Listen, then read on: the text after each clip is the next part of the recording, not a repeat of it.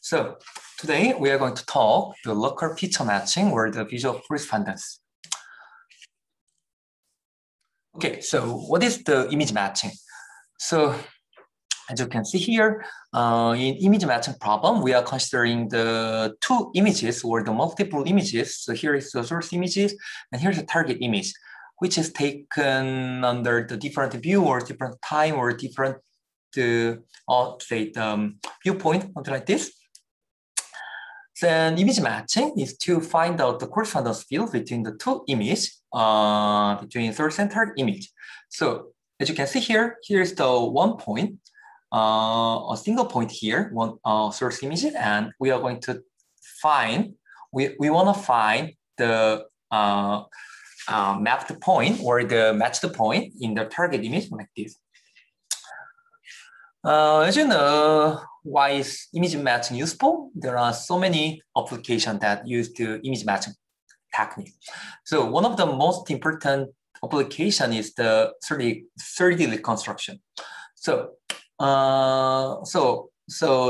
this the top figure represent the point cloud map constructed by the multiple images by using the structure from motion method. And maybe this is the Colosseum, right? So maybe this is Rome. So by finding out the correspondence field between the multiple images, we can easily construct the sparse 3D point with the corresponding camera pose. We can extend this SVM method to the multiple stereo matching method to reconstruct the 3D information in a dense manner. I mean, so comparing to that SFM, in MVS, we can reconstruct the dense 3D model by using the some dense correspondence method. We will discuss this one next week. But anyway, so in this case, the image matching is one of the most important issues. Another application is SLAM. Actually, SLAM is still very, very similar to the SFM. The one difference is the SLAM is based on based on estimating the sparse key point with the camera poses at the same time. So as you can see here, this is the reconstruct sparse key point, and this blue shape represent the camera viewpoint. So by searching the by capturing the scene as moving the camera from here to like this, we can reconstruct the sparse key point or the sparse 3D point like this. Or what else? There is the localization application. So like this. So if we can just take a picture and then ask where we are now. So this is the localization application. So here is the example. This is image. This is the detected key point, and this is the map we already built. And by finding out correspondence field between this part key point and this 3D key point, we can just find out the 3D pose. I mean the 3D camera pose. It means that we the current position can be localized. So this is a localized application. One application is segmented library. This is similar to the previous one, the visual localization. In this task, we want to find out the correspondence field between the scene we already have and our core image. So based on the pose information between the core image and our map, we can render the new model or something like the 3D model like this. Another application is the panorama stitching. So we can easily take multiple images by moving the camera like this first image, second image, third image, and then we can stitch each of them. So in this case, the finding out sparse correspondence field between the image 1 and 2 and 2 and 3 is a very, very important issue. One more thing is that the tracking object. So let's suppose that we already have the 3D model. In this case, very simple 3D model, like the 3D, 3D box. Then for the query images, we extract the feature vector and then find the correspondence field, then estimate the current object's object port, something like the 60 of faults. So this is the very interesting application.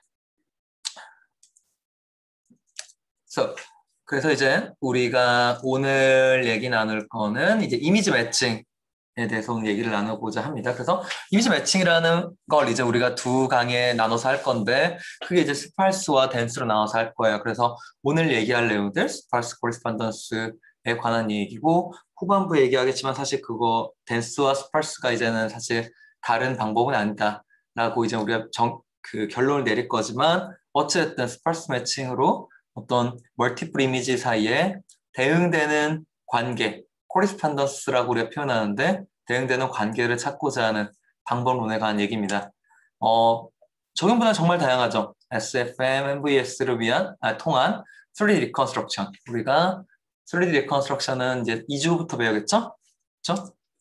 슬램, SFM과 비슷하지만 이제는 로보틱스 분야에서 개발되어 온 슬램. 사실 방법론은 SFM과 거의 똑같죠. 그래서 3D 키포인트, 3D 스펄스 포인트와 카메라 포즈를 at the same time으로 에스티메이션 하는 방법론이었든지 로컬라이제이션, 우리가 찍힌 카메라가 어느 위치에서 찍혔는지를 찾는 로컬라이제이션, AR, VR, 믹스드 리얼리티 우리가 많이 들어봤었죠? 네, 그런 어플리케이션에서 당연히 로컬라이즈, 내가 현재 찍은 카메라가 어떤 뷰를 보고 있고 이게 우리가 가지고 있는 3D 맵에 어디에 매핑이 되는지에 대한 코레스폰던스 정보들을 아는 게 정말 중요한 어플리케이션이고 이미지 스티칭 우리가 잘 알죠?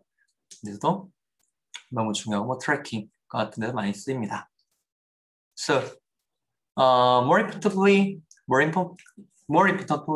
the image matching in practice is to recover geometry of the wall from the individual images.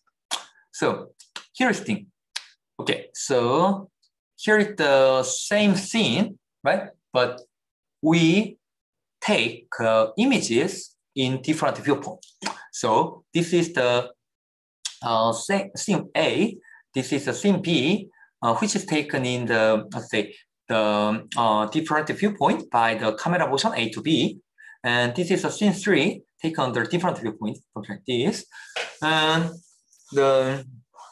considering the correspondent point can enable us to recover the geometry of the wall, like the camera motion with the 3D depth information.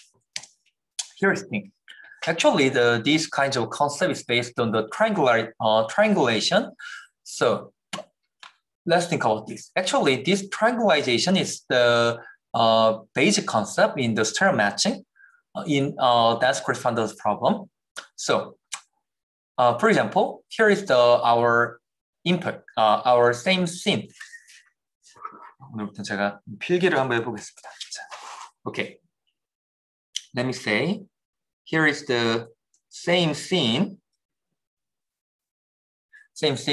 and first of all, we take one image in left view and another image in right view. So it's going to be the camera 1.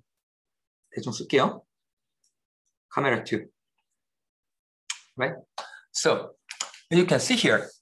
So for example, let's suppose that X is here. Real X is here in 3D domain, right? But we only have the partial measurement, 2 images, left view images and right view images. So, okay, let's think about the XL in the projected point of the real X on the left view images. Then we can search the correspondence point in right view images by considering the search image search range. So, for example, this is the real projected point, but there are many candidates, right? So, in other words, if we can find out the correspondence field between this point and this point, then we can recover 3D information in the real 3D domain. So this is the major observation in triangulation. So moreover, to understand the geometric verification, actually the one left view to right view is not enough. So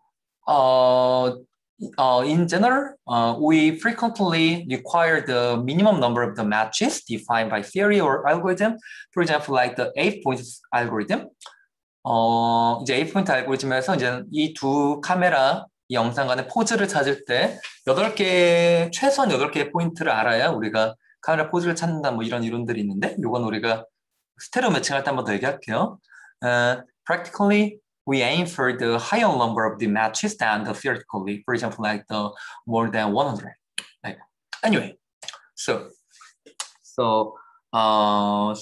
given mapped point or given matched point or the established point, we can recover the geometry of the world. So let me start the classical pipeline for this kind of the image match problem. So here's the thing. For example, we have two images. Here's one image, here's another image, and they most of classical method can be classified as three module. In detection module, in step 1, detection module, we choose interesting point like this. This interesting point should be repeatable across the different images. And in step 2, we convert the point, detected point, to a suitable mathematical representation, we just call descriptor. So we transform each point as a 1D vector like this. 그렇죠? 이게 2D 벡터로 보였지만 사실 1D 벡터로 표현을 하는 거고, 다시 표현하고, in step 3, in matching step, we match the point descriptor between the two images. So 이제 by search the similarity or by estimating similarity between the detected descriptors, we can find out the most similar point or the most similar patches like this. So this is the matching step. Yeah. So let me think about very, very simple one. So as you can see here, here is the image. Then let's think about how to represent each point. There are several kinds of things. The first thing we can do, we can use just the point itself, right? X, Y. More advanced one, the circle, X, Y, row, like this. Another one is the rectangle, like this, or the oriented circle here with the orientation, and ellipse like this, and oriented ellipse like this. We can represent each point with various kinds of the type. But actually, this kind of the very simple one, it's not robust, right? So, for example, if we have another image that take same scene, but this kind of one, it's not robust, it's not representative. 그래서 이제 우리가 이런 것들을 매칭을 하려고 할 때 사실 이런 렉탱글 정보만을 가지고는 사실 두 점 사이가 정말 매칭이 됐던 데를 찾기는 쉽지 않죠. 그렇죠? 그때 우리는 more informative the feature descriptor가 필요한 거고요. So before that, we need to define the feature key point. 그래서 이제 첫 번째로 아까 디스크립터를 하기 전에 키포인트라는 걸 정의를 내려야 합니다. 키포인트가 뭐냐면 어쨌든 영상 내에서 분별이 잘 되는 점. 예를 들어서 이 영상을 다른 영상에서 찍혔을 때 사실 이런 호모지니어스한 부분들은 매칭이 되게 쉽지 않잖아요. 왜냐하면 다 똑같으니까. 근데 영상 내에서 예를 들어 이런 점, 예를 들어서 이런 점 또는 이런 점 같은 경우는 사실 very distinctive하다고 하죠. 매우 분별이 잘 되는 거죠. 다른 점들에 비해서. 그래서 이러한 포인트들로 우리가 스팔스하게 표현을 해야 되는 게 이제 Feature Key Point Estimation입니다. So, there is a very, very popular corner point estimator or the feature point estimator, which is called the Harris Key Point Estimator. The idea is very, very simple. So, let me say this I is the intensity value of the xk, y, yk. 그리고 이제는 I, xk plus the delta x, yk plus delta y is called the intensity value of the nearby pixel. 그래서 조금 더 크게 물어볼까요? 그래서 이제 이러한 네이버들을 표현하기, 디스크립션 하기 위해서 중간점을 I, x, y 하고 이런 주변부의 점들을 I, x plus delta x, y, delta y 넣을 수 있겠죠. 그렇죠? And then we can measure the similarity between the center pixel and the nearby pixel. 그래서 우리가 center pixel, nearby pixel L2놈으로 계산을 할 수가 있을 거고 이렇게 계산하는 이유가 뭐냐? 어쨌든 요 뭐라 하죠? 미안합니다. 요 윈도우를 어떻게 표현을 할까라는 관점에서 중심점과 주변부의 애들과의 similarity로 표현을 해보자라는 게 메인 컨셉이라 이렇게 표현을 한 거고 then we can redefine this one like this. 이런 식으로 계산해 줄 수가 있게 되고 쉽죠? 그래서 이거 그냥 넘어갈게요. 그래서 요 식을 다시 한번 풀었으면 이렇게 되고 이제 우리가 이런 매트릭스를 얻게 됩니다. So, in other words, for each x, y, vector, point, we can measure the 2x2 matrix. 2x2 matrix. Let me say this is just M. So each point have their own M, matrix M. Then by analyzing this matrix M, specifically by analyzing the eigenvalues of this matrix M, analyzing eigenvalues matrix M, we can determine this point is the distinctive or not. So there are several kinds of cases, right? So as you can see here, if the two eigenvalues it's close to the zero, then we determine this point. This center point is the homogeneous region. It lies in homogeneous region. If one of the eigenvalues is larger than another one, we can say that this point at the H line. And if our two eigenvectors are very, very larger than zero, like this, then we can say that our point is lying at the corner point, like this. So in the Harris Key Point Estimator, or the Harris Corner Detector,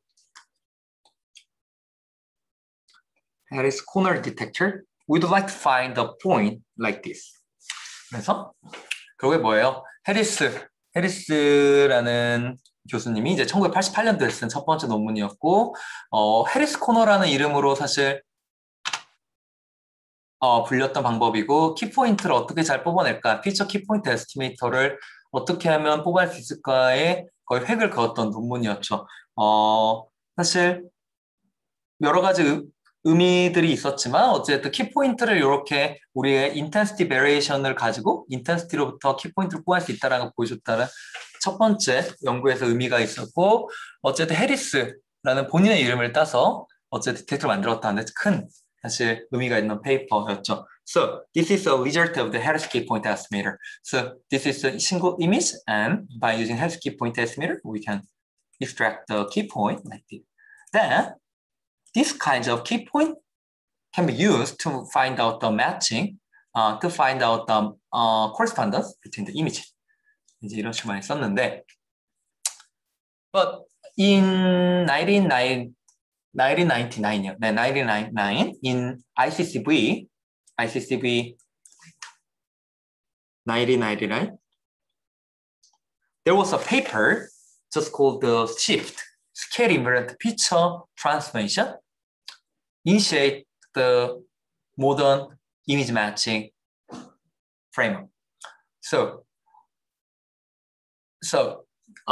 this is a paper, this image features from the scale invariant key point. What they want is to describe the feature key point. So there are three kinds of the pipeline.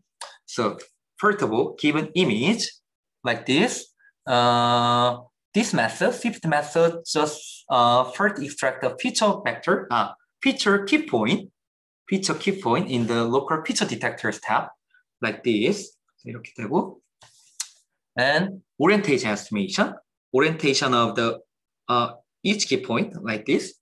보이죠? 여기 이렇게 방향 쓰리는 orientation estimation 해서, and describe the each key point by using the SHIFT descriptor.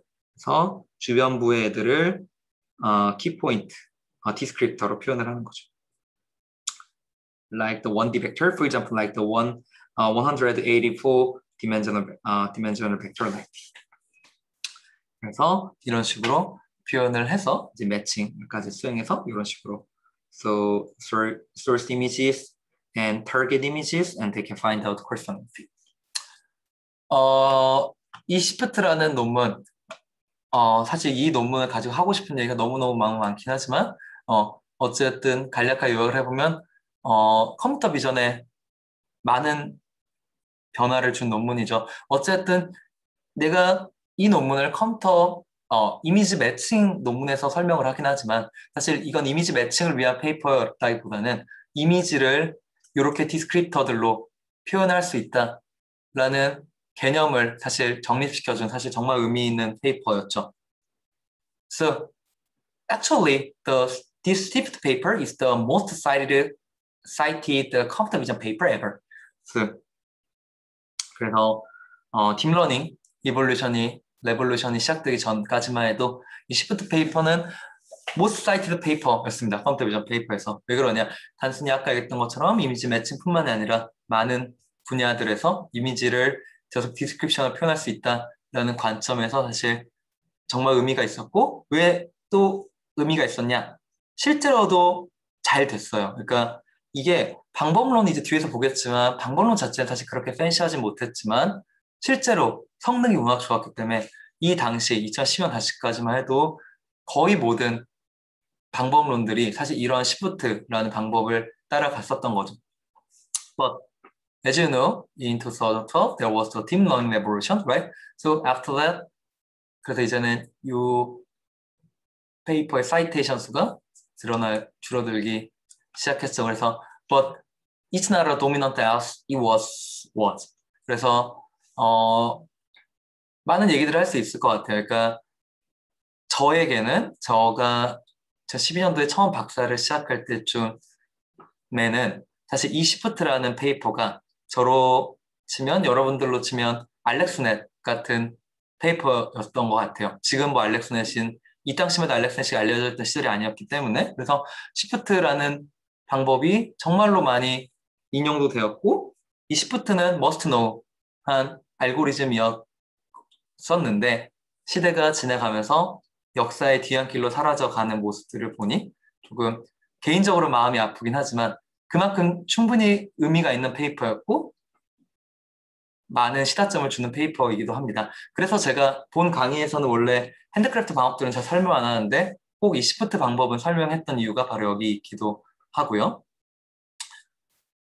또 재미있는 얘기가 이제 시프트라는 페이퍼가 ICCV 1999년도에 발표가 되었죠. 이번에 우리가 ICCV 2019년이 작년에 한국에서 했었고 재작년에 올해 이제 2021년도 서미션이 됐는데 그러면 거의 30년 전이죠. 어떤 교수님이 그러셨더라고요. 그러니까 이 ICCV 때 요 1999년도 이 페이퍼, 그러니까 포스터 발표를 했는데 포스터 여러분들 혹시 발표를 해본 친구들이 있는지 모르겠는데 학교 컨퍼런스 발표들을 아마 신입생들 아직 못 해봤을 거고 뭐 작년에 들어왔던 친구들도 버추얼이라 사실 못 해봤을 확률이 높은데 이제 우리가 이런 컨퍼런스 가면 이렇게 쫙 포스터 부스들이 있고 우리가 거기 서서 발표를 하죠. 그쵸? 특히로 요 페이퍼 데이비드 로에 교수님이 쓰셨던 요 페이퍼가 그 당시 때 자리를 그 홀의 제일 끝에 자리를 받았다고 해요. 그 제일 끝에 자리를 받았고 사실 사람도 잘 오지 않을 뿐더러 이 당시만 해도 그렇게 의미를 주지 못하는 흥미롭게 보이는 페이퍼는 아니었어요. 이 페이퍼 제가 올려줘서 읽어봤던 친구도 있을지 모르겠는데 사실 페이퍼 자체는 정말 재미가 없게 생겼어요. 그림도 별로 이쁘지 않고. 그래서 그 페이퍼에 다른 부스들은 바글바글 했지만 이 페이퍼의 부스에는 사람이 없어서 데이비드 로에 교수님이 쓸쓸히 혼자 서 계셨다라는 얘기가 많이 들렸어요. 하지만 지금 30년이 지난 후에 보면 뭐 물론 요즘에는 더 재밌는 페이퍼들이 있고 뭐 페이퍼의 중요도를 어떻게 말할지는 사실 다르겠지만 이 페이퍼가 컴퓨터 비전 역사상에서 정말 큰 의미를 줬던 페이퍼임은 사실 분명한 것 같아요. 그렇기 때문에 이 얘기를 왜 했죠? 네, 맞아요. 그래서 여러분들의 페이퍼도 언젠가 지금은 각광을 받지 못하더라도 이럴 수도 있다라는 거를 말해주고 싶었습니다. 자, okay, so let's see the details of the shift pipeline. So, in shift paper, as we discussed previously, we have the detection, description, and match. 그래서 이 파이프라인을 이제 정립한 페이퍼가 되는데, so first of all, they shift detect the distinctive key point. Distinctive key point. 그래서 as you can see in the title, David Rowe emphasize the distinctive. 그래서 the question is how to extract the distinctive the key point. In this paper, they가 아니에요. He focused on the scale space theorem. Scale space theory. So, what is the scale space theory? Actually, in 1994, there was a very interesting paper just called the scale space theory. In this paper, the author, Lindenberg, shows that the normalization of the Laplacian is required to true scale invariance. True scale invariance. Then later, Mikolasky found that the maximum or the minimum of the Laplacian of the Gaussian produced the most stable이에요. most stable image features. 그래서 이제 이런 개념들이 있었는데 이미지를 스케일 스페이스, 가우시안 블러를 먹여 스케일 스페이스를 만들어서 그거에 라플라시안의 가우시안을 먹였을 때 그 스케일 스페이스상에서 찾아진 맥시멈이나 미니멈이 디스팅티브한 피처다라는 걸 정의를 내렸었는데 이러한 개념을 가지고 와서 이제는 로에 교수님은 이제 이러한 스케일 스페이스 디텍션 개념을 제안을 하죠. So main idea is very simple. So first of all, build the Gaussian scale space by iteratively convolving the last layer of the images with the Gaussian column, and then fill the DOGSS, the difference of the Gaussian scale space, to approximate this Laplacian of the Gaussian. 그래서 이제 우리가 흔히 얘기한 DOG가 이 Laplacian of Gaussian의 이제는 approximation 버전이었던 거고, 그래서 so this is a scale space. First of all, given an image like this, fill the scale space by multiplying the Gaussian blur, and then find out the difference of the Gaussian, just like the difference between nearby scale, and then extract the key point. 아이고, 죄송합니다. Like this. 네, 그래서 여기서 key point 를 디텍션을 하는 거죠. So, how to find out key point from the difference of Gaussian?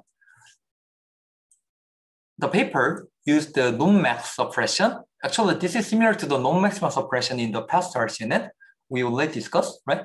And talking into that, across the scale, search the extrema to locate the initial key point. So by comparing the, how to say, 몇 개죠? 27, 그쵸?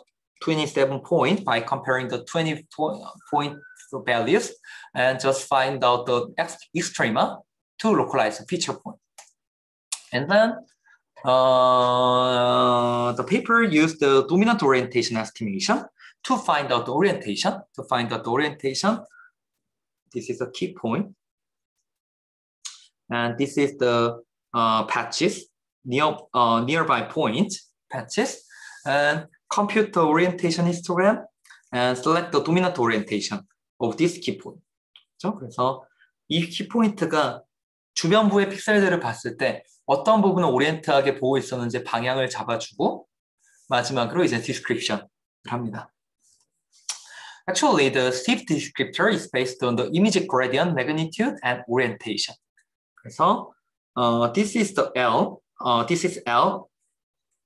잠깐만요. 그래서 이 L이 이제는 라플라스, DOG, 이미지 밸류. 그러니까 아까 difference of Gaussian의 value고 걔네들이 뽑아낸 gradient의 X gradient와 Y gradient의 magnitude, orientation을 가지고 this is the first step. In second step, Gaussian weighting function.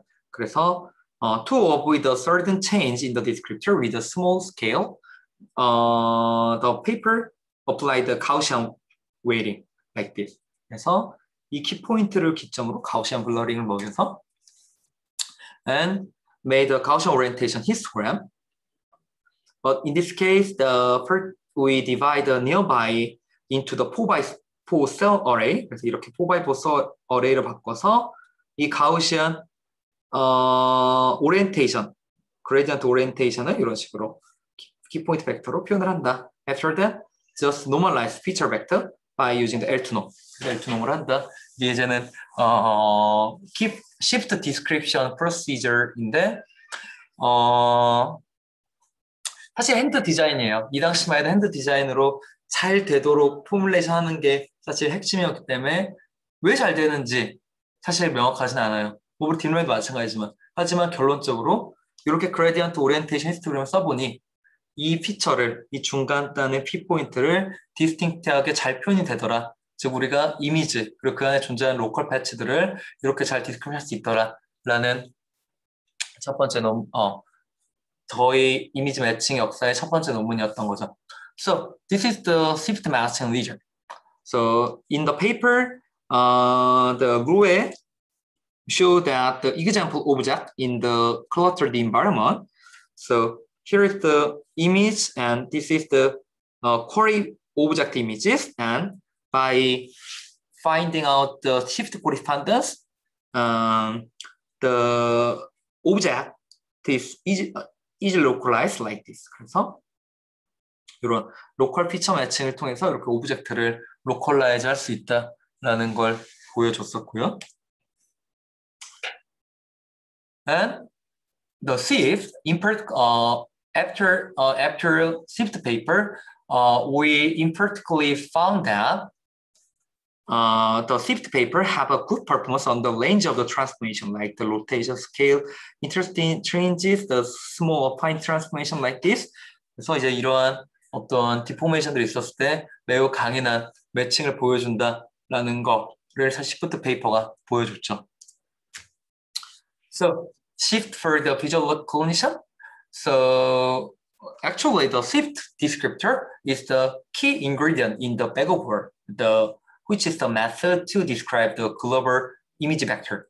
그래서 before deep learning revolution, the bag of word based the image classification method is was the dominant. 그렇죠? 근데 in bag of word pipeline에서 요 key point description, shift를 이용한 key point description이 엄청 도미넌트했다. 즉 이미지를 잘 표현하는데 도미넌트했다라고 표현을 할 수가 있죠.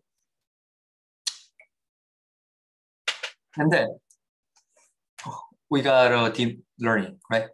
And actually, in 2012, 가기 전에, 네. 그래서 일단 제가 오늘은 조금 시간을 써서 좀 역사적인 얘기들이랑 요 시프트라는 방법의 의미에 대해 좀 설명을 했어요. 이걸 왜 이렇게 시간을 많이 두고 썼냐? 이제 오늘부터 나올 딥러닝 페이퍼들, 딥러닝 기반 이미지 매칭 방법들이 이 시프트에서 제안한 이 파이프라인들을 사실 크게 벗어나지 않아요. 디스크립션을 해서, 디텍션을 해서 매칭을 하고, 뭐, 이 주변부의 패치를 찾고 하는 얘기들이 사실 이걸 딥러닝으로 어떻게 포뮬레이션을 바꿔볼까? 라는 게 사실 메인 연구의 방향이었죠. 그래서 이제 여기서부터 우리가 딥러닝 방법론에서 얘기를 해보도록 하겠습니다. So, the question so far? 자, 여기까지 오늘 질문 있으신 친구들. 아마 여러분들이 많은 뭐 강의나 많은 뭐 매트리얼들에서도 많이 다시 봤던 얘기들일 거예요. 그래서 시프트라는 방법에 대해서 사실 다 들어봤을 거예요. 그래서 오늘 조금 얘기를 해봤고 이제 네, 딥러닝 시대의 이 시프트가 어떻게 관련 연관이 되는지에 대해서 한번 얘기를 해보고자 해요. So, question? 자, 질문. 자, 없으면 우리 조금 더 가봅시다. So, early work in 2008, there was a paper which tried to learn convolution neural network as a feature descriptor specifically for the local patches. 놀랍죠? 우리가 이제 흔히 알고 있는 알렉스넷 2012년도에 나왔던 걸 치면 사실 2028년도 이 논문은 정말 사실 예전 논문이긴 하지만 2008년도에 이런 생각을 했다라는 자체가 사실 정말 의미가 있었어요. 물론 이 당시만 해도 성능의 제한으로 인해서 역사길로 사라졌지만 요즘에 modern key point estimator based on the dim letter just follow the exactly same procedure of this paper. 그래서 이런 페이퍼를 따라간다는 자체가 정말 의미가 있는데 idea was very simple. Here's the patches, one patches from the source images, and this is another patches from the target images. And first of all, we describe the feature vector by using the network parameter W, and measure the similarity by Euclid distance, and train the network with the loss function. 이 당시에 이제 2008년도에 이런 생각을 했다는 자체가 정말 의미가 있었던 거죠. 그렇죠? 그래서 뭐예요? 하지만 the first deep success, the first success by using the first success using deep neural network was like this, was this paper. 사실은 하지만 그 전에 페이퍼, 28페이지에 보였던 페이퍼 어쨌든 성능의 제약으로 많은 각광은 받지 못했던 게 사실이었고 이제 요 페이퍼 디스크립터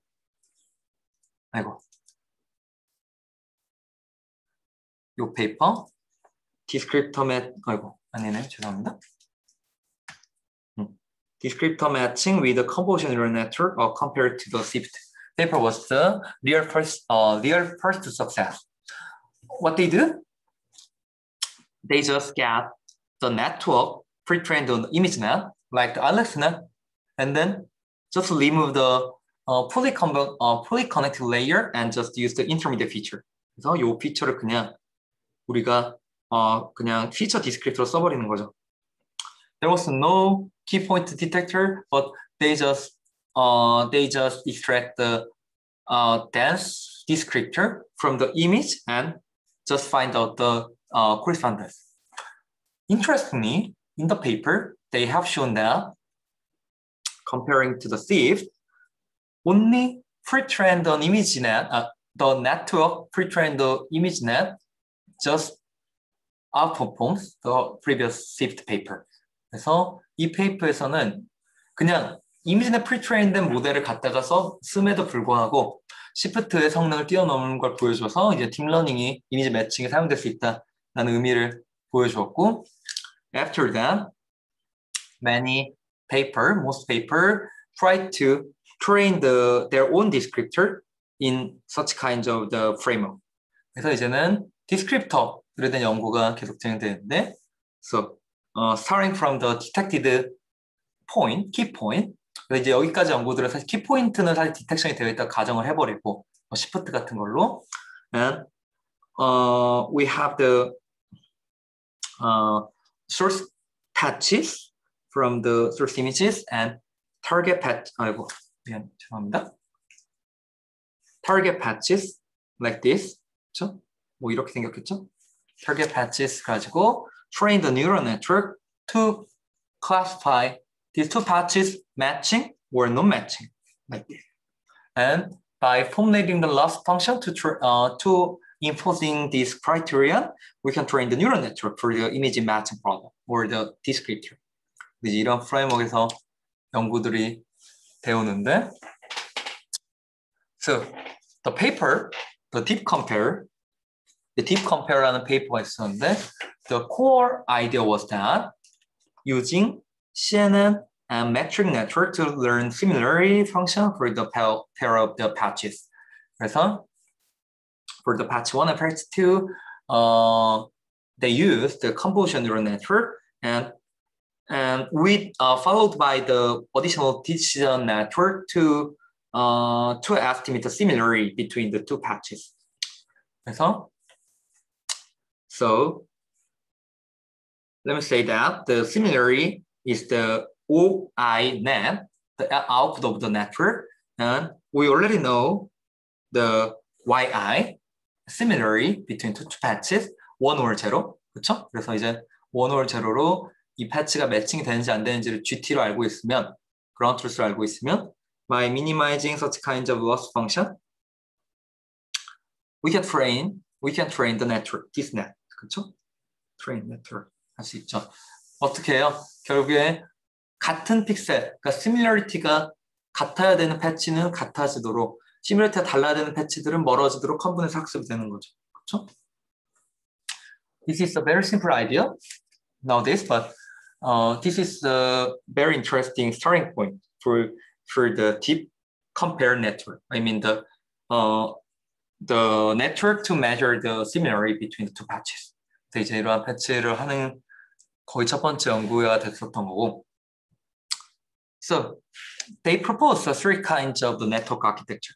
세 가지 아키텍처가 있는데, inferred architecture, two-channel architecture.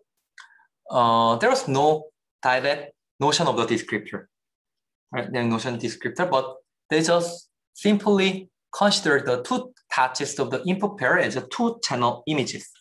그래서 그냥 two patch를 그냥 concatenation을 해서 인풋으로 넣어버리는 거죠. 피처에다가 바로 similarity를 재는 거고, 당연히 computation expensive 알겠죠? Why? Because the pairwise operation, this is the pairwise operation and cannot reuse the descriptor of each patch. 그래서 이제 이미지가 이렇게 source and target 이미지가 있을 때, 우리가 이렇게 multiple patch들이 있을 때, we have to feed forward this two-channel network for pairwise the operation. 그래서 얘네들이 pairwise마다 모두 다 이 네트워크를 통과시켜야 similarity를 잴 수 있다라는 한계를 가지고 있었고, so in the second network, they use the CMS network, and from this architecture, they introduced the CMS feature descriptor. So what they do from the patches, patch 1 and patch 2, they use the same network architecture with the shared network parameter, and then extract the feature vector. So in this case, it's going to the feature vector. That's feature vector extraction 해가지고 매트릭 네트워크를 온탑에 붙여서 시뮬레이터를 재버리는 이런 연구를 했었고, 이제 이런 연구에서 이제 이러한 디스크립터를 뽑는 네트워크로 디스크립터를 뽑을 수 있는 개념을 처음 보여줬었죠. 그렇죠? And one more network was that the two-channel, two-stream network consisting of the two separate the stream, like the center and surround allowing the network to process at the two different resolution. 그래서 패치 1이랑 패치 2에서 이 로컬 주변부의 로컬 윈도우를 작은 패치로 했을 때와 큰 패치로 했을 때로 스트림을 두 개로 나눠서 이제 매칭, 시뮬러티를 재서 임프로브를 하는 이런 아이디어를 사실 제안을 했었죠.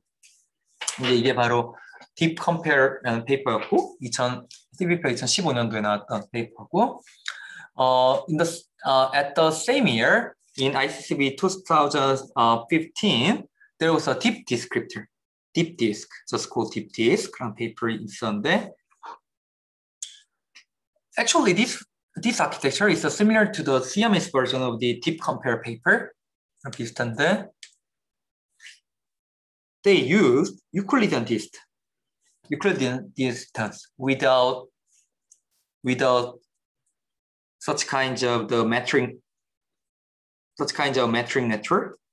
이런 metric 네트워크가 아니라 유클리디안 디스턴스로 유클리디안 어떻게 쓰죠? 유클리디안이에요? 유클리디안 디스턴스로 재버리면 결국 뭐예요? Direct substitution of the shift. 그래서 shift가 패치가 들어가면 저런 디스크립터 벡터가 바로 나와버리니까 이제 유클리디언 디스턴스 L2 놈으로 계산하는데 이렇게 해버리면 그냥 이제 유클리디언 디스턴스로 바로 할 수 있으니까 shift의 directly한 substitution으로 사용될 수 있다라는 게 이 페이퍼의 핵심이었고 결국은 큰 성공을 거뒀죠. 우리가 지금까지 봤었던 많은 네트워크들, 복잡했던 네트워크들이랑 비교해보면 이미지 매칭을 위한 네트워크들은 정말 심플해요. 뭐지 이런 게 논문이 되지 할 정도로 정말 심플한데 patch 1 and patch 2, given patch 1 and patch 2 we have a CMS network with a shared parameter W and extract a picture vector dx1 and dx2 which is the size of the same size of the 28 dimension similar to the sieve and just to measure the similarity by L2 norm or the Euclidean norm. 그래서 이렇게 하면 shift 대응을 쓸 수 있고 how to train this one? minimize the pairwise hinge loss라는 거 이제 써서 if P1 and P2 are similar, P1 and P2 are similar, the distance between the picture vector should be similar as well. 그래서 두 피처 벡터 L2 놈으로 계산해버리고 this is for the positive, 그렇죠? positive인 경우고 for negative case, negative case, they want to maximize the distance between the picture vector 1 and picture vector 2. 그래서 이렇게 반대로 마이너스 1을 붙여서 반대로 멀어지도록 하는 게 힌지로스의 핵심이고, 그렇죠? 그 핵심은 뭐예요? 이 하이퍼 파라미터를 둬서 멀어지되 어느 이상 멀어지지 않게 어느 C라는 디스턴스 이상 멀어지면 0으로 줘서 그냥 학습이 더 이상 안 되도록 즉 let me draw this one. Okay, so this is let me say this is anchor point and this is the positive point and this is the negative point라고 하면 positive 포인트끼리는 서로 가까워지도록 그렇죠? 네거티브 포인트끼리 서로 멀어지도록 하는데 점점점 멀어지다가 어떤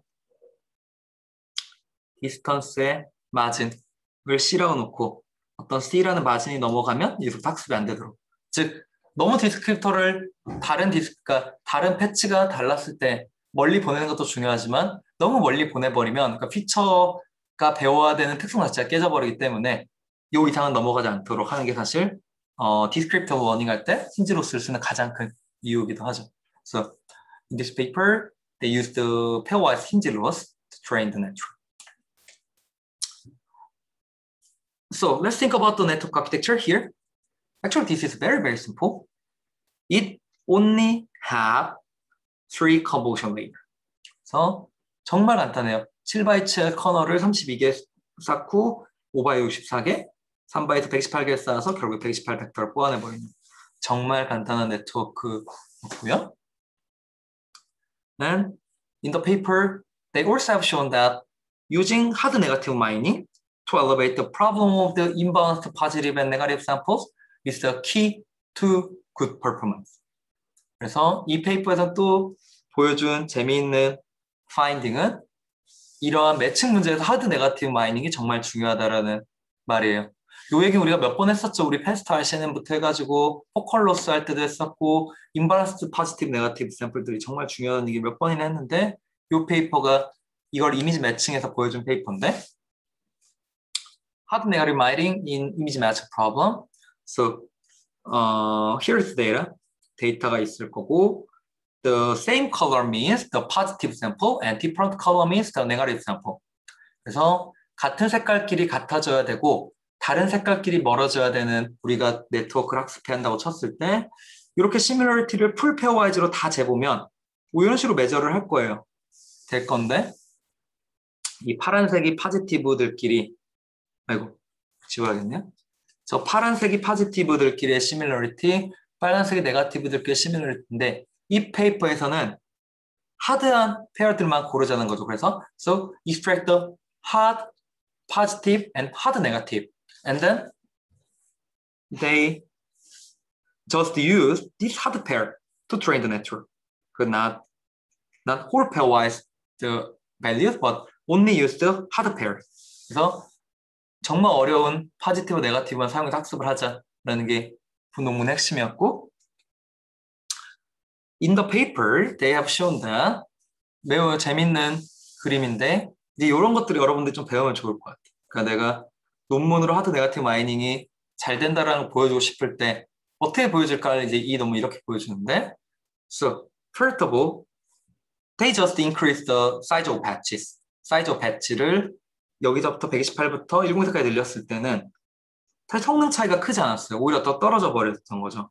하지만 when you increase the size of patch, size of patch를 늘려서 그런데 네거티브 마이닝을 통해서 학습에 쓰는 샘플은 128로 고정했을 때 성능의 향상, 즉 네거티브 마이닝을 했을 때 하드 포지티브 마이닝, 하드 네거티브 마이닝 했을 때 성능의 향상이 거의 2배가 더블 스코어 가량 향상을 보였다. 그만큼 이러한 네거티브 마이닝이 정말 중요한 이슈였다라는 걸 이 페이퍼에서 보여줬죠.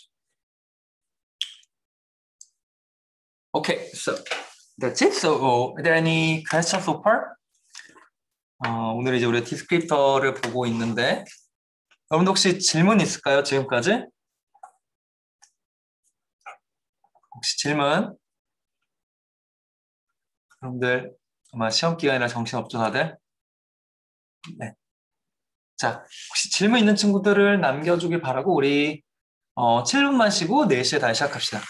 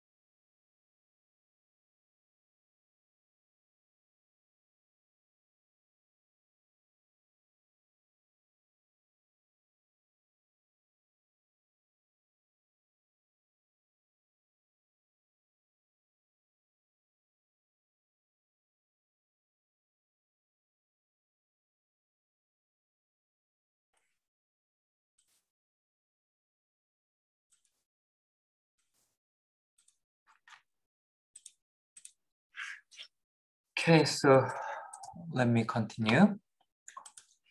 이제 우리가 오늘은 이제 이미지 매칭을 위한 디스크립터 쪽을 계속 보고 있어요. 그래서 시프트 디스크립터, 시프트 방법 다음에 이제는 딥러닝을 통해서 어떻게 매칭을 진행되어 왔는지, 근데 아직까지 본 페이퍼들은 거의 다 이제 디스크립터, 어떻게 디텍티브된 패치로부터 디스크립터를 잘 표현할 수 있을까에 관한 얘기를 하고 있어요. The second paper we would like to talk is the triple learning.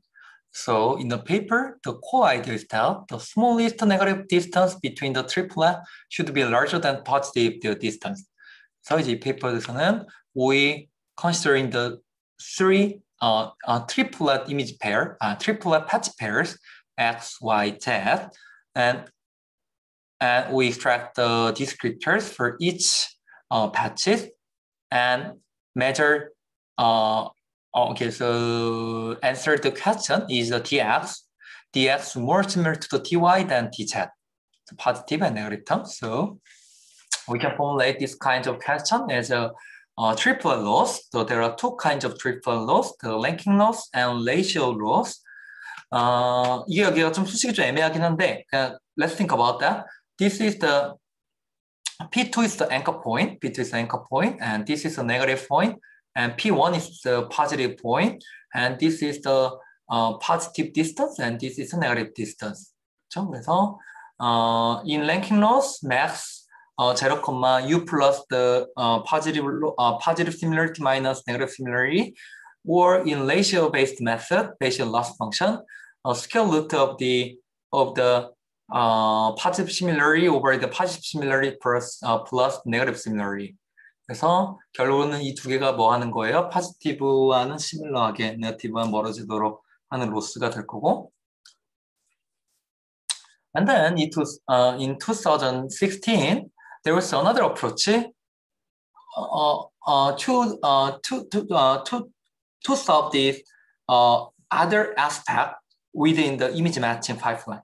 So if you remember the previous slide, starting from the images, there was a picture extraction step and rotation, orientation estimation step, and picture description step and matching step, right?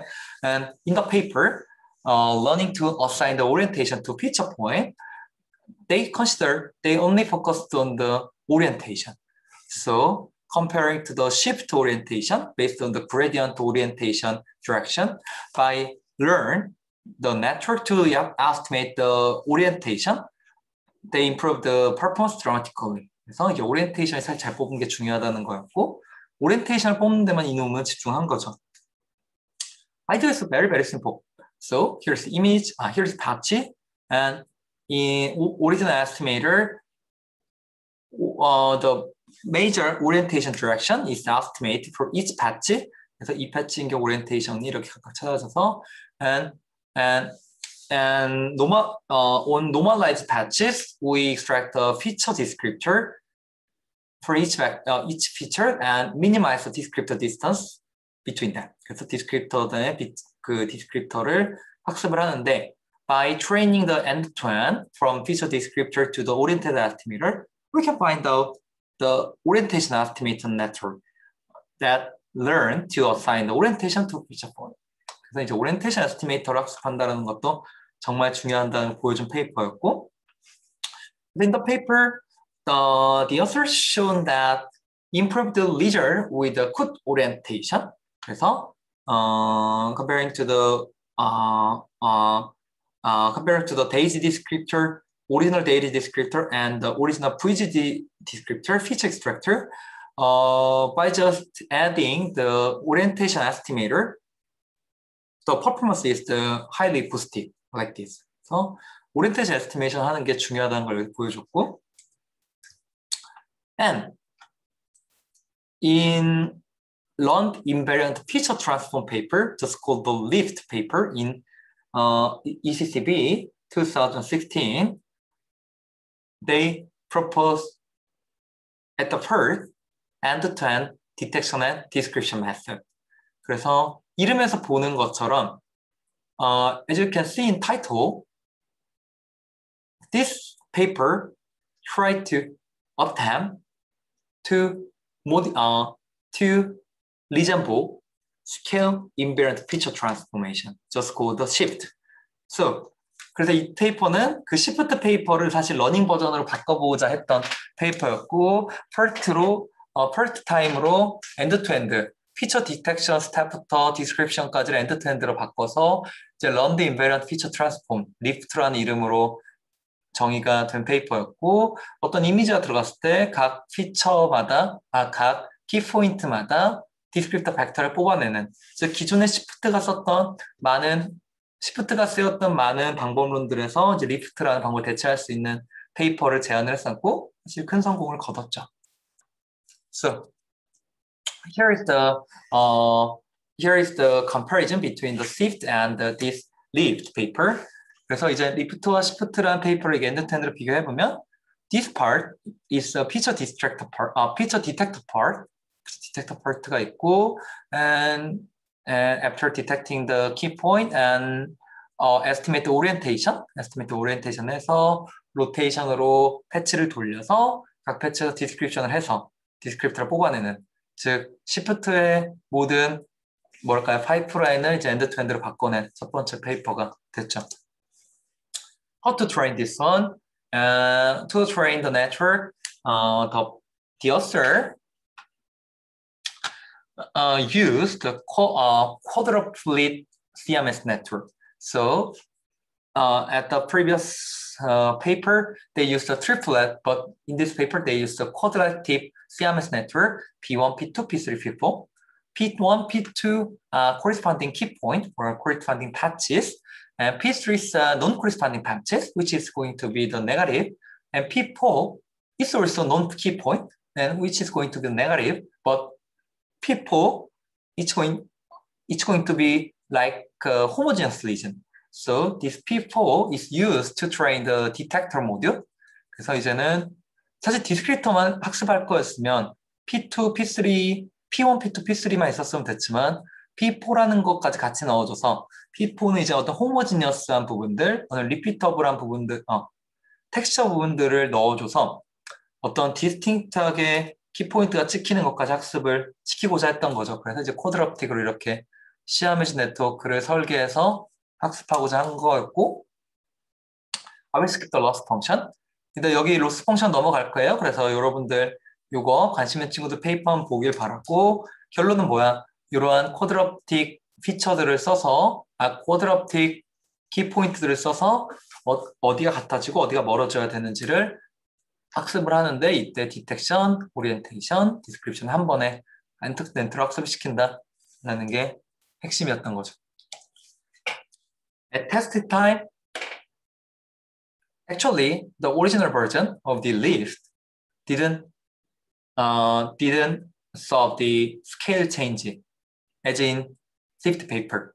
So, at testing time, lift paper used the scale space image similar to the shift and applied the scale space detection and description like this. 그래서 이 페이퍼가 어쨌든 스케일 스페이스를 학습하는 게 사실 쉽진 않단 말이죠. 뭐 요즘엔 멀티 스케일로 많이 학습을 하지만 요 당시 때만 해도 그런 개념이 사실 정립되지 않았던 시절이었고, 그렇기 때문에 스케일 변화에는 우리가 시프트를 따라가고자 했지만 스케일 변화에서는 사실 한계를 많이 보였었고, 그걸 해결하기 위해서는 테스팅 타임에는 시프트처럼 스케일 스페이스를 만들어서 디스크립션을 했던 페이퍼였죠. 그래서 이렇게 풀어놨던 거고. So, it was the lift paper.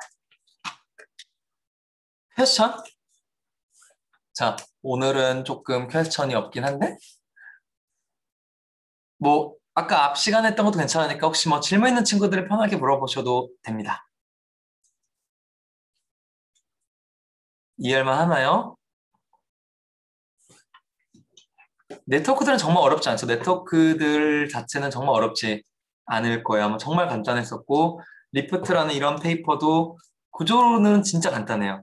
물론 로스가 좀 복잡하긴 하지만 구조 간단하고, 아까 딥 디스크 같은 페이퍼는 거의 뭐 네트워크 컨볼루션 3개 정도 썼으니까 정말 셜로우한 방법인 거죠. 그렇죠? The question? 네. 없으면 오늘 조금 더 가봅시다. 자, So after lift paper, there are many attempts to train detection and description network at the same time. Superpoint paper, the self-specified interest point detection and description paper is the another direction, another method. So in the paper, what they do, they first pre-train the detection module and made a pseudo ground truth on the unlabeled data and train the superpoint network they propose, superpoint network, to simultaneously detect interest point and describe and find a match between source image and target image. So when we see the network, so starting from the input image, they share the encoder part, and they use the different decoder, I mean the separate decoder, interest point detector and descriptor. 그래서 이제 이러한 페이퍼에서는 디텍션 따로, 디텍션하고 디스크립션 하나로 가는 게 아니라, 그게 아니라 이거를 두 개의 병렬 브랜치, 패러럴 브랜치로 디스크립션과 디텍션을 한번 해보자 라는 개념을 내었고, 이렇게 나온 디텍션 스코어와 디스크립션을 통해서 학습을 시킬 수 있으면 우리가 이미지 매칭을 더 잘할 수 있다라는 게 이제 concept of the superpoint paper였죠. And then in 2019 in CBPR, there was another paper just called the T2Net, trainable CNN for joint description and detection of the local feature. 그래서 이제 이 페이퍼에서도 they want to solve the limitation of the aforementioned method, detection, then description. 그렇죠? 그래서 지금까지 설명한 뭐 시프트부터 해서 리프트와 같은 모든 방법들은 so starting given an image, they first detect the key point and describe each key point. 그렇죠? Detect, then description. But in the paper, in T2Net paper, they'd like detect and descriptor. Detect and descript. So in other words, they don't have any detection step, but T2Net use a single CNN which extract the dense features that serve as both detector and descriptor and detector. 그래서 그냥 이 dense 피처만 하나 뽑아서 뭐 우리가 흔히 알고 있는 뭐 레슨넷 인터미디엇 피처, 레슨넷 같은 피처를 뽑아서 이 피처를 가지고 디스크립션과 디텍션을 동시에 해보자 라는 게 이 논문의 아이디어였죠. So the idea is simple. So starting from the image, so because we don't have the feature detection step, so we won't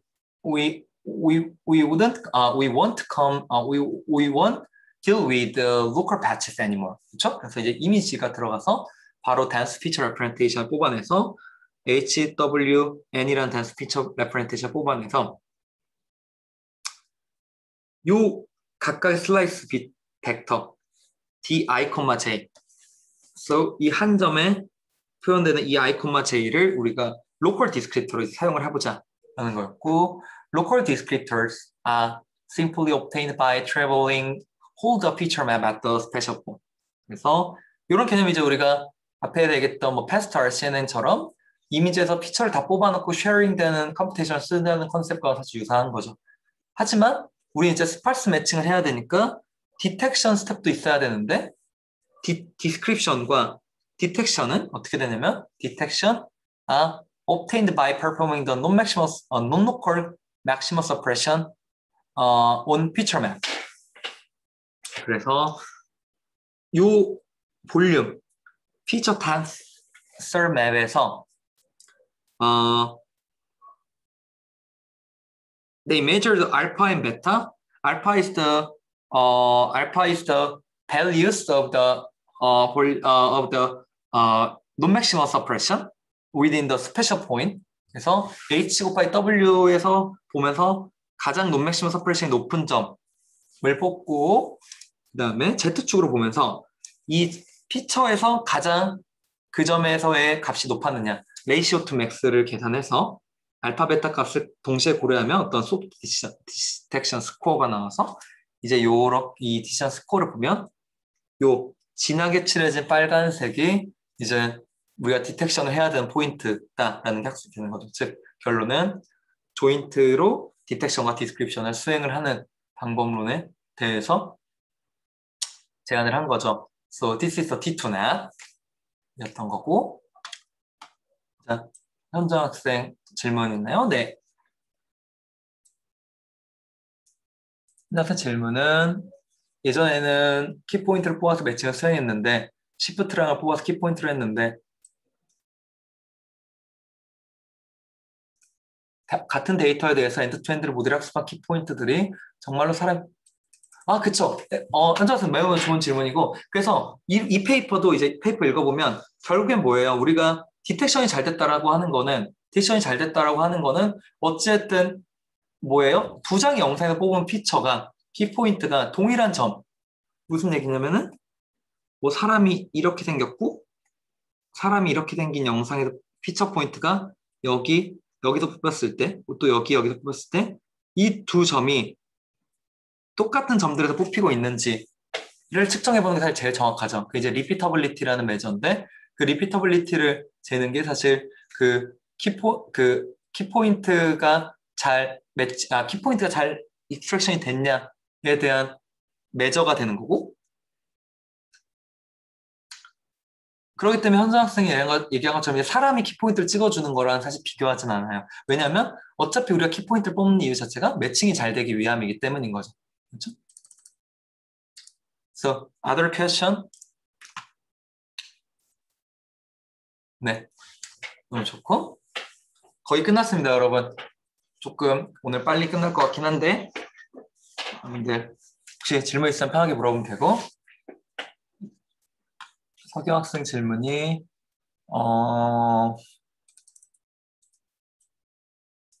맞아요. 석영 학생 매우 좋은 질문이고 결론부터 얘기를 해보면 이제 제가 좀 더 뒤에서 얘기할 건데 이런 페이퍼가 있어요. Image Match from Paper to Practice라는 이런 페이퍼가 있는데 이제 방금 얘기했던 많은 저자들이 사실 공저자로 해서 이미지 매칭을 정말 이러한 제너럴한 케이스에서 잘 되는지 이를 비교를 해보려고 하는 시도들이 있는데 이때 어쨌든 그라운드 트루스가 있어요. 우리가 비교를 해볼 거잖아요. 그럼 이런 그라운드 트루스를 어떻게 만들까가 결국에는 바로 콜맵을 만들어요.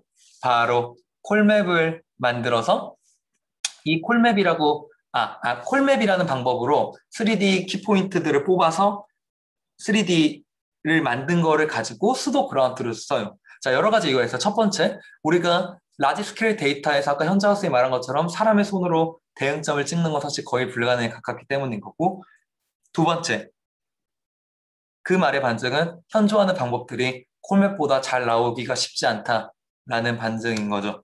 여러 가지 이유가 있어요. 첫 번째, 지금 얘기하는 러닝 기법들의 방법들은 일단 두 장 또는 여러 장의 영상에서 매칭을 수행을 하긴 하지만 콜맵처럼 정말 라지 스케일, 몇천 장을 옵티마이즈를 해가지고 찾아내는 대응점보다 사실 좋아질 수가 없다라는 게 한계이기도 하고요.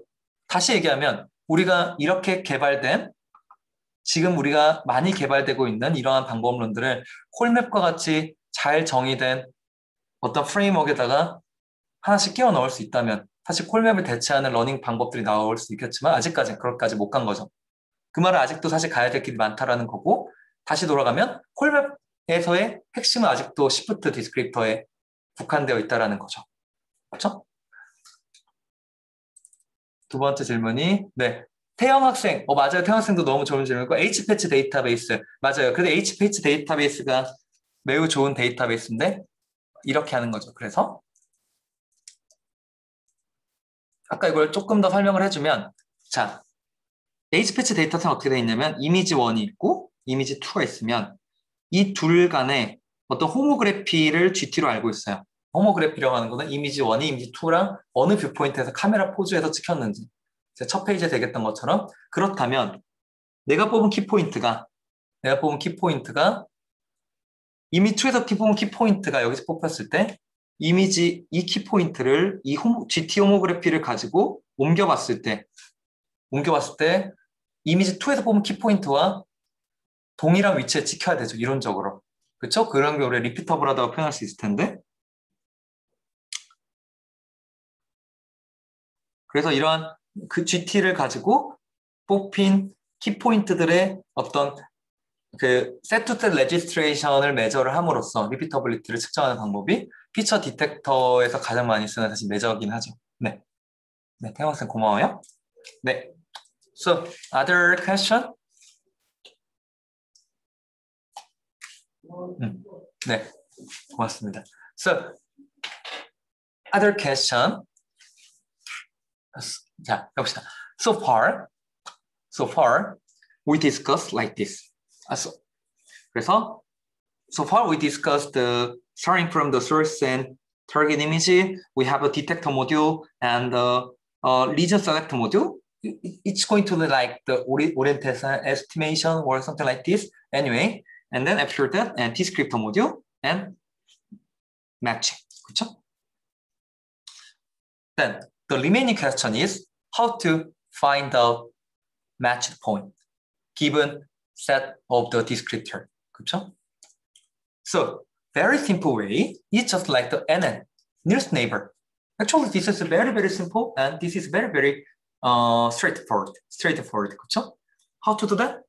Let me say the blue point is a feature vector from the image 1, red features feature vector from the image 2.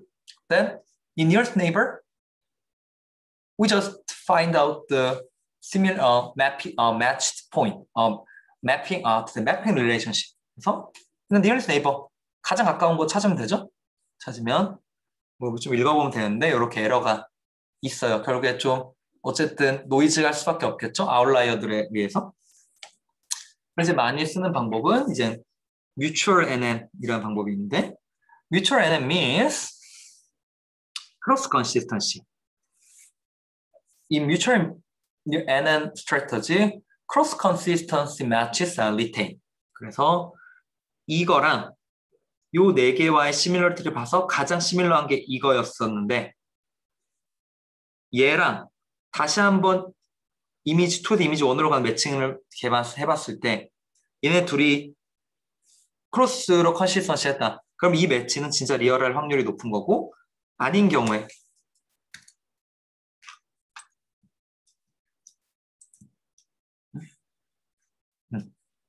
얘네 둘이 얘는 여기로 매칭이 됐는데 얘는 뭐 여기로 매칭이 됐다. mutually consistent 하지 않다라고 하는 파트들은 사실 날리는 거죠. 그런 경우를 보면 그림이 잘 안 보이는데 앞에 NN보다 훨씬 더 릴라이블하게 매칭이 됨을 확인을 했었고 이제 그런 사람들이 the researcher want to develop good filtering method given the set of the feature vectors. 그래서 두 개의 이미지 1과 2에서 뽑아진 피처 벡터들을 가지고 어떻게 잘 필터링을 해서 우리가 좋은 코레스판던스를 찾아볼 수 있을까라는 사람들이 이제 고민을 시작했고 the paper, the superglue is the one of them. 그래서 제가 이제 디테일 같은 거 사실 제가 잘 설명을 다 안 하고 있고 여러분들이 아마 페이퍼를 보고 요 슈퍼블루 같은 거는 이제 오늘 또 우리 스튜던트 프레젠테이션에 있을 테니까 뭐 보길 바라는데 전체적인 흐름에서의 컨셉만 봤으면 좋겠어요. 그래서 슈퍼글루 페이퍼에서는 they consider detector and descriptor as a front-end module and they use the proposed superglue module as the middle-end method. 그래서 어떤 그래프 뉴럴 네트워크를 써가지고 어떻게 하면 이 피처 벡터, 세로 피처 벡터 간의 릴라이블한 코레스폰던스를 잘 필터링할 수 있을까에 대한 고민인 거고 So they proposed two modules, the attention aggregator and the optimal matching module. optimal matching module이라고 해서 요거 저번에 누구였죠? 2주 전에 미안해 이름 기억이 안 나네. 누가 발표할 때 나왔었죠? 요거 optimal matching 모듈. 여기 우리가 가지고 있는 대응점을 스파르스하면서도 원투원 매핑이 잘 되도록 하는 옵티미제이션 기법인 거고 이 부분은 그래프 뉴럴 넷을 써서 셀프 어텐션, 크로스 어텐션을 돌려가면서 그래프 뉴럴 네트워크를 어그리게이션해서 대응점을 찾아내는 즉 우리의 매핑점을 필터링하는 방법론이었던 거죠. So the self-attention module, cross-attention module were used to aggregate the correspondence based on the observation that nearby pixel should have similar mapping point. So, for example, 사람을 그리는데 사람이 이렇게 있을 때 이 점이 여기로 매칭됐다는 점을 알면 이 주변 정보는 사실 여기로 매칭될 확률보다 여기로 매칭될 확률이 높은 거죠. 그렇죠? 그렇기 때문에 요 nearby 픽셀의 시밀러리티를 같이 보기 위해서 셀프 어텐션과 크로스 어텐션을 본다라는 게 이제 핵심이고 이걸 그래프 뉴럴 네트로 포뮬레이션 했다라는 게 핵심인 거죠. And this is the last page of today's lecture. And in this year, there was a paper, image matching across the wide baseline from paper to practice. And in the paper, they build the large scale, the evaluation benchmark and evaluate the starting from the shift descriptor, feature detector and descriptor to the aforementioned method like the lift and T2NAM, something like this. Interestingly, they found that, as you can see here, 오른쪽에 보는 것처럼, every paper claims to outperform the state part. 그렇죠? 정말 신기한, 이게 정말 중요한 얘기인데. 물 한 잔 먹고 할게 마지막이니까. 오늘 시프트 얘기를 많이 하는데, 자, 시프트라는 거 말했지만 딥러닝이 나오기 전까지만 사실 딥러닝 시대로 왔어도 시프트보다 뭐 래퍼가 많이 된 논문 해봤자 뭐 알렉스넷, 레스넷 정도겠죠 사실. 그런 페이퍼들도 시프트가 정말 뭐 6만 번 이렇게 넘게 매퍼가 된다는데 사실 시프트 다음에 많은 논문들이 나왔을 거고 그쵸? 뭐 매칭 논문들만 쳐도 몇만 편이 나왔을 거고 모든 논문들에서 시프트보다 잘 된다고 주장을 했을 거예요. 그쵸? 자기들 시프트보다 안 됐으면 논문이 안 될 테니까. 그쵸? 당연한 거죠. Every paper claims to outperform the state part. 그래서 이 페이퍼 이제 그걸 증명한 거예요. It is possible or an artifact of insufficient validation. This is very, very interesting image. So this left one is a lizard by D2net. 저 아까 앞에서 얘기했던 CVPR 2019에 나온 D2net이고 오른쪽에 있는 결과가 시프트 방법이에요. Very interesting, right? So even though SIFT paper does not require any learned module, and the paper was published in 30 years ago, 그렇죠? But very recent paper didn't give the better performance with some environment, 그렇죠? Circumstance. So, 그래서 이제 여기서 이 페이퍼에서 얘기하고 싶은 건 뭐냐면 결국에 2019년에 나왔던 페이퍼와 1999년도에 나왔던 RCCV 1990년에 나왔던 페이퍼를 잘 비교를 해보면 실제 어떤 세팅들에서는 아직도 이러한 D2net 페이퍼가 성능이 제한적일 수밖에 없고 이 질문이 아까 서경 학생이 물어봤던 질문이랑도 사실 연관이 되는 거예요. 그래서 이미지 매칭이라는 부분들은 너무나 고려해야 될 베리에이션들이 너무너무 많기 때문에 디포메이션들이 너무 많죠. 뭐 스케일, 뭐 포토메트릭 디포메이션, 지오메트릭 디포메이션들이 너무 심하기 때문에 이러한 데이터셋, 학습된 데이터셋은 오버피팅이 될 수밖에 없고 그렇기 때문에 학습의 성능이 제너럴라이제이션이 많이 떨어지기 때문에 아직도 가야 될 길이 먼 분야기도 하면서도 우리 연구를 해야 되는 우리들이 사실 할 게 아직 많이 남아있는 분야기도 한 거죠. 네. So, 그래서 in this paper, they fill this need with a new modular benchmark for the sparse matching, incorporating the dozen of built-in method. 그래서 이 페이퍼 조금 길긴 한데 혹시 이쪽 분야에 관심 있는 친구들은 한번 꼭 읽어보시길 바라겠습니다. Okay, so this is the end of today's lecture, today's my lecture. Thank you for listening and let's start the student presentation. 자, 가기 전에 질문 한번 받아볼까요? 질문.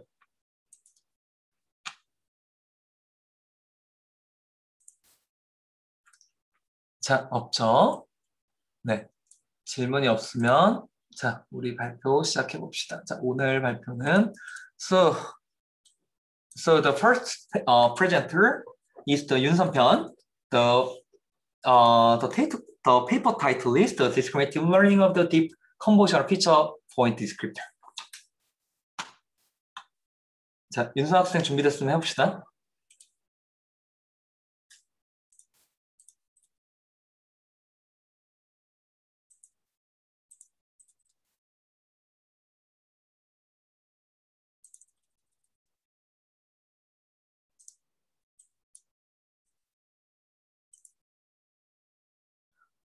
혹시 윤선 학생 준비하고 있나요?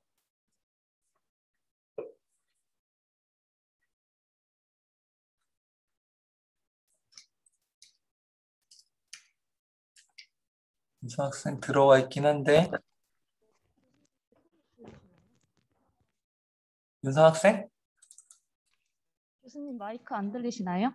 이제 들려요. 네. 아, 네네. 네, 제가 해봅시다. 잠시만요. 그 화면 공유가 지금 뭐가 안 돼가지고. 아, 네. 지금 공유는 열려 아, 있어요. 네.